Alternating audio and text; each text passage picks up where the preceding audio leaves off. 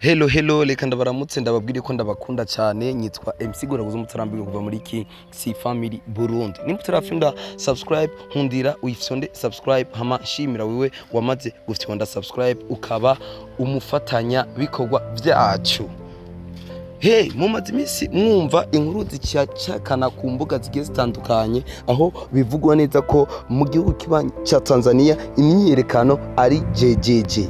Ni imyiyerekano yatanguye itariki 29 ku munsi w'amatora. Aho bivugwa neza ko amatora yavurutswe kugeza n'aka kanya abanyagihugu bakaba bari mwibarabara.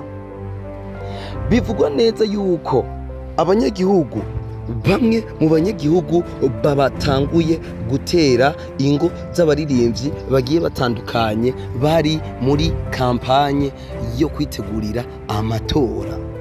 Ibintu bikomeza biba uruvayagi mu gihugu ca Tanzania aho kugeza uno mwanya na connection bayibrotse kugira amakuru ngira ntabandanye acicikana hanze.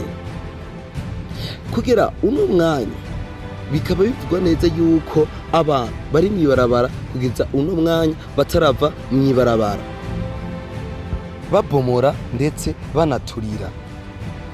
Nibuke neza yuko n'umukuru w'igipolisi ca Tanzania ku munsi wejo akaba yaravuze ijambo avuga ati abantu bose nibinjire mu mazu ntibasohoke hama hagume abari mu kajagari mwibarabara.